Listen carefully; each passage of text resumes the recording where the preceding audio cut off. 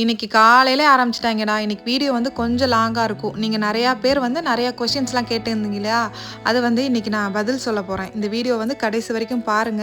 இது ஒரு 4லேருந்து ஒரு 5 நிமிஷம் போகும். உங்களுக்கு போர் அடிச்சதுன்னா ஸ்கிப் பண்ணிக்கோங்க. நீங்க என்ன ஓடிஜி யூஸ் பண்றீங்க? எப்படி இருக்குது? உங்களோட பேக்கிங் டின்னெல்லாம் வந்து என்னென்ன சைஸு? அதில எவ்வளோ கிலோ வந்து மேக் பண்ணலாம்?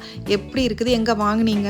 இதில வந்து இதெல்லாம் நீங்க கேட்டிருக்கீங்க. நமக்கு ஒரே ஸ்ட்ரெஸ்ஸா இருக்குது. அதனால என்ன பண்ண போறேன் இன்னைக்கு, காலையில சாப்பாடு, மதியானம் சாப்பாட மட்டும் செஞ்சு வச்சுட்டு என் பிள்ளைய கூட்டிட்டு நானும் என் பிள்ளையும் மட்டும் வெளியில் எங்கேயாவது ஒரு இடத்துக்கு சுற்ற போகிறேன். என்ன பெரிய ஊர், நமக்கு தெரியாத ஊர், தெரியாத மொழியா, நம்ம பார்த்துக்கலாம்னு சொல்லிட்டு ஒரு பஸ்ஸை பிடிச்சி ஒரு ட்ரெயினை பிடிச்சி எங்கேயாவது போகிறோம், யார்ட்டையாவது வெளியே கேட்டு போகிறோம் அப்படின்னு சொல்லிட்டு கிளம்ப போகிறேன். ஃப்ரிட்ஜில் கிடஞ்ச சப்பாத்தி மாவை எடுத்து சப்பாத்தியை போட்டு சட்னி அரைச்சாச்சு. பிள்ளைங்களுக்கு வந்து ஒன்றுக்கு சீஸ் கேக்கும், ஒன்றுத்துக்கு முட்டை போட்டு கேக்கும், ரெண்டுத்துக்குமே பண்ணி கொடுத்தாச்சு.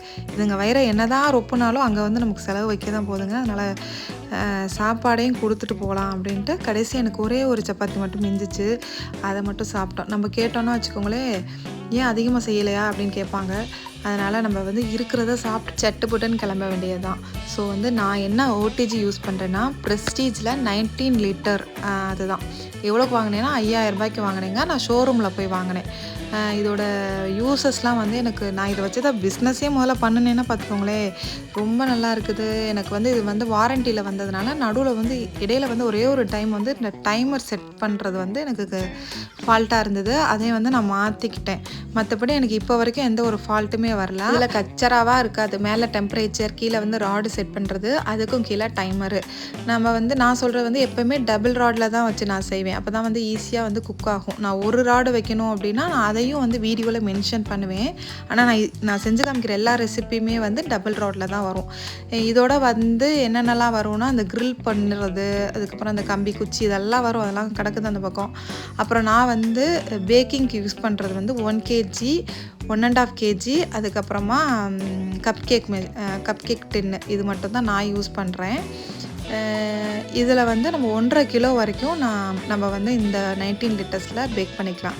அதுக்கு மேலே நம்ம பண்ணணுன்னா பேட்சாக தான் பண்ணணும். இந்த பேக்கிங் டின்னெல்லாம் நீங்கள் கடையில் போய் பார்த்து வாங்கினா தான் உங்களுக்கு சீப்பாக கிடைக்கும். நீங்கள் ஆன்லைனில் மட்டும் இதை வாங்கிடாதீங்க. கடையில் போய் பார்த்து இது எவ்வளோ கிலோ வரைக்கும் அது பேக் ஆகும் என்னன்னு சொல்லி செக் பண்ணி பார்த்து வாங்கினா தான் அது உங்களுக்கு நல்லது.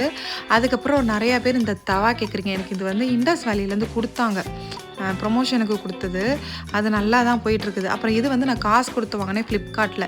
இதுதான் ரொம்ப சூப்பராக போகுது. என்ன செஞ்சாலும் நல்லா டேஸ்ட்டாக வருது. வாஷ் பண்ணிவிட்டு நல்லா துடைச்சிட்டு எண்ணெயை தடவி வச்சிட்டோம்னா நல்லா மெயின்டைன் ஆகுது. அதுக்கப்புறம் இந்த வாஃபில் மிஷின், இதுவும் ரொம்ப ரொம்ப நல்லா இருக்குது. என் பிள்ளைங்களுக்கு வந்து அடிக்கடி செஞ்சு கொடுத்துட்ருக்குறேன். நல்லா இருக்குது.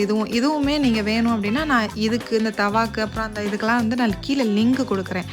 எல்லாமே வேணும்னா செக் பண்ணி பார்த்து வாங்கிக்கோங்க. அவ்வளோதாங்க. அப்புறம் மதியானம் சமையல் வந்து இன்றைக்கி இறால் வாங்கினோம். இறால் வாங்கி அப்புறம் நெய்ச்சோறாக்கி, இறால் கிரேவி வச்சு நெய்ச்சோறாக்கி எல்லாமே செஞ்சு வச்சுட்டு கிளம்பிட்டேன். நாங்கள் வந்து பிரியாணி வந்து எவ்வளோக்கு எவ்வளோ நீங்கள் ஃபேமஸோ அதுக்கு ஈக்குவலாகவே இந்த நெய்ச்சோறும் வந்து எங்களோட இதில் வந்து பயங்கர ஃபேமஸுங்க. கெஸ்ட்டு யார் நம்ம வீட்டில் என்ன ஃபங்க்ஷன்னாலும் நாங்கள் பிரியாணி முடியலைனாலும் அந்த நெய்ச்சோறு செஞ்சுருவோம். அவ்வளோ நல்லாயிருக்கும். சின்னதை விட்டுட்டு பெருசை மட்டும் நான் இன்றைக்கி கூட்டிகிட்டு போகிறேன். 2 பேரும் ஜாலியாக சுற்றலாமே அப்படின்ட்டு கிளம்பியாச்சு. பெருசு வந்து நம்ம என்ன சொன்னாலும் கேட்டுக்கும். சின்னது வந்து எப்படின்னா தர்ணா பண்ண ஆரம்பிச்சிருவான்.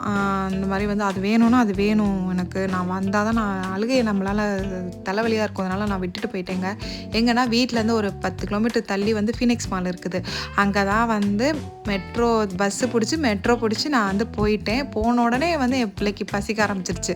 அதனால் வந்து அங்கேயே வந்து தெண்ட கருமாந்திரத்துக்கு ஏதாவது சாப்பாடை வாங்கி, அப்புறம் இந்த ஷவர்மா ஒன்று கொடுத்தாங்க பார்த்தீங்களா, உள்ளே வந்து ஷவர்மாவுக்கு வந்து உள்ளே யாராவது கேப்சிக்கன் வைப்பாங்களா, அதை வச்சு கொடுத்தாங்க. அதையும் சாப்பிட்டுட்டோன்னு வச்சுக்கோங்களேன். அப்புறம் இந்த கோல்டு காஃபி, அது வந்து காஃபியே கிடையாது, அது எதையோ என்னமோ பண்ணி வச்சுருந்தாங்க. அப்புறமா கிளம்பியாச்சுங்க.